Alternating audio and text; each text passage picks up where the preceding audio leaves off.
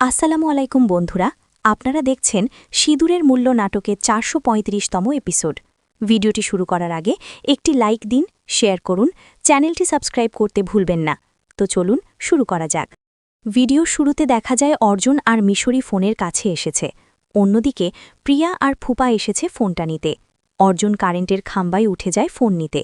প্রিয়া ফুপুকে বলে, যখন টাকা নেয়ার সময় হয় তখন আগে আগে চলে আসো, আর কাজের সময় হলে তখন পেছনে পড়ে থাকো। ফুপা বলে, উঁচুতে আমার ভয়, আমি পারব না উঠতে। অর্জুন যখন ফোনটা হাতে নেড়ে যাবে তখন সে গাছ থেকে পড়ে যায়। প্রিয়া বলে, চুপ করে এখানে দাঁড়িয়ে থাকবে আর দেখবে কেউ চলে না আসে। প্রিয়া বলে, কোনো আওয়াজ আসলো মনে হলো। ফুপা বলে, ইঁদুর বিয়াল হয়তো ঘুরছে, আমি এদিকে দেখছি। মিশরি বলে, প্রমাণ আনতে আমি যাব। অর্জুন বলে, তুমি পাগল হয়ে গেছ, বাচ্চার যদি কিছু হয়ে যায়। তারপর দেখা যায় মিশরি গাছে উঠছে। অন্যদিকে প্রিয়াও গাছে উঠে পড়ে। প্রিয়া মিশরিকে বলে, তুই এখানে, তুই প্রেগনেন্ট, তাও তুই শান্তিতে থাকবি না? তুই ওই কাজে এসেছিস না যে কাজে আমি এসেছি? মিশরি বলে, তুই নিজের মিথ্যে ঢাকার জন্য এসেছিস, আর আমি তোর সত্যি সবার সামনে আনার জন্য এসেছি। প্রিয়া বলে, মাটি থেকে উপরে উঠে কি উঠতে শুরু করেছিস? কি ভাবিস নিজেকে? আমার সত্যি তুই কিভাবে প্রমাণ করবি বল? এই ফোন তো আমি পাবো, তুই না। মিশরি বলে, ভবিষ্যৎ কথাতে নয়, মাম্মির ইচ্ছেতে তৈরি হয়। অর্জুন ফুপাকে দেখে ফেলে আর বলে, তুমি এখানে কি করছো? আমাদের ফ্যামিলি সব সময় তোমাকে ক্ষমা করে দিয়েছে, আজ তোমারও বিচার হবে। মিশরি নিজের পর সবাই আমাদেরকে বিপদে ফেলেছে, তুমি আজ প্রমাণ নিয়ে আসো আর সবার মুখোশ খুলে ফেলো। ফুপা বলতে থাকে, অনামিকা তাড়াতাড়ি উপরে ওঠো আর প্রমাণ নিয়ে আয়। প্রিয়া বলে, অর্জুনের রাগ করে থাকা, তোর সঙ্গে ঝগড়া করা, এই সব কিছু নাটক। মিশরি বলে, তুই শখ খেয়ে মূর্তি হয়ে থাক আর আমি ফোন নিয়ে নিচে চলে যাচ্ছি। তারপর দুজনেই ফোন নিতে চায়। ফুপা বলে, অনামিকা তাড়াতাড়ি ফোন নিয়ে চলে আসো, না হলে তোমার সঙ্গে আমিও শেষ। তারপর দেখা যায় প্রিয়া ফোন পেয়ে গেছে।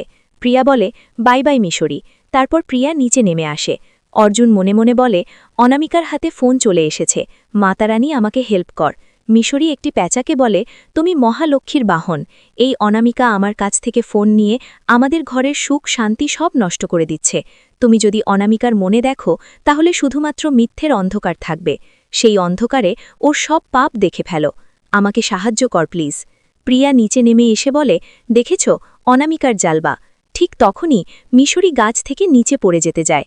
তখন অর্জুন তাকে ধরে ফেলে। অর্জুন বলে, বলেছিলাম না সব সময় তোমাদেরকে সামলে নেব? প্রিয়া বলে, দেখেছ প্রমাণ আমার হাতে। তখনই চিল প্রিয়ার হাত থেকে ফোন নিয়ে চলে যায়। চিল ফোন ফেলে দেয় নিচে এবং মিশরি সেটা হাতে নেয়। ফুপা বলে, মিশরি চিলকেও নিচে গখলে করে নিয়েছে। মিশরি বলে, তোমার এই উপকার আমি কোনোদিন ভুলব না। মিশরি বলে, এখন প্রমাণ আমার হাতের মুঠোয় অনামিকা। দেখা যায় অর্জুনের মা বন্দুক হাতে বাইরে আসছে। বড় দাদি বলে, যতক্ষণ আমাদের অর্জুন আর মিশরির হাতে প্রমাণ না আসে ততক্ষণ পর্যন্ত আমি তোদের ওদের পর্যন্ত পৌঁছাতে দেব না।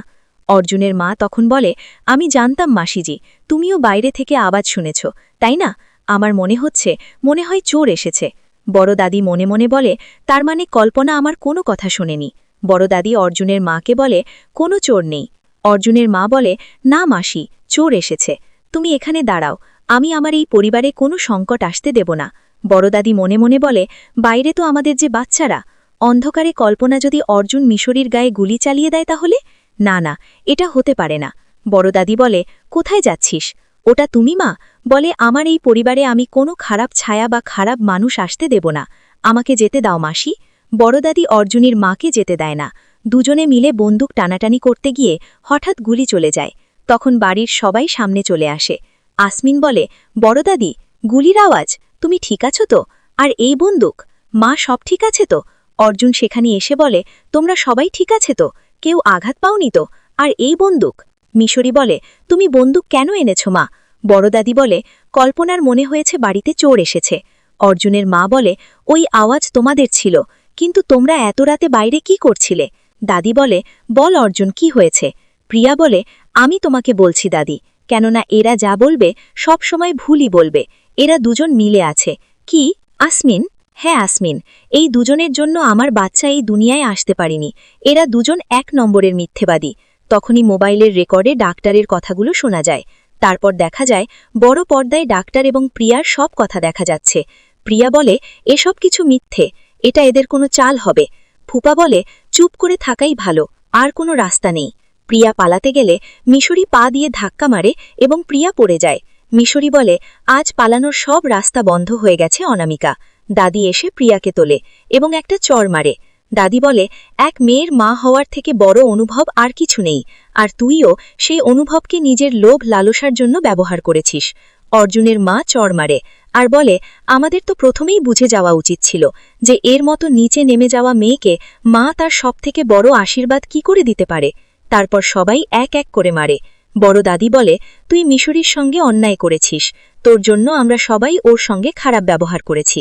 ওর মাম্মি তোকে কখনো ক্ষমা করবে না। মাতা রানীর ধৈর্যের সীমা শেষ, আর আমাদেরও শেষ। প্রিয়া আসমিনের কাছে যায়, কিন্তু আসমিন বলে, আমাকে ছোঁয়া তো দূর, আমার কাছে আসবে না। তারপর আসমিন ধাক্কা মেরে প্রিয়াকে ফেলে দেয়। বড় দাদি বলে, আজ তুই ওটাই পেয়েছিস যেটা পাওয়ার তোর যোগ্য, সেটা হলো ঘৃণা। আসমিন বলে, ও আমার ঘৃণা কেন, আমার ইশারারও যোগ্য নয়। বড় দাদি ফুপাকে বলে, মাথা তার সামনে নিচু করতে হয় যার সামনে আমরা কোনো অন্যায় করেছি, আর এই পুরো পরিবার মিশরির সঙ্গে ভুল করেছে। প্রয়োজনের মা বলে, আমরা বারবার প্রিয়ার কথা শুনে ভুল বুঝেছি। আমাদের মাথা খারাপ হয়ে গেছিল যে এর মতো নিচু মেয়ের কথাই বিশ্বাস করেছিলাম। ওর কথা শুনেছি। মিশরি পুলিশ ডেকে নিয়ে আসে। পুলিশ বলে, হাত করে পড়াও একে। তখনই প্রিয়া পুলিশের থেকে বন্দুক কেড়ে নেয় আর বলে, কি হলো, ভয় পেয়ে গেলে সবাই? এটা তো শুধু ট্রেলার, পুরো পিকচার এখনো বাকি। মিশরিকে তোমাদের সবার সামনে মেরে ফেলব। তুই তো যাবি, আর তোর সঙ্গে যাবে তোর এই বাচ্চা।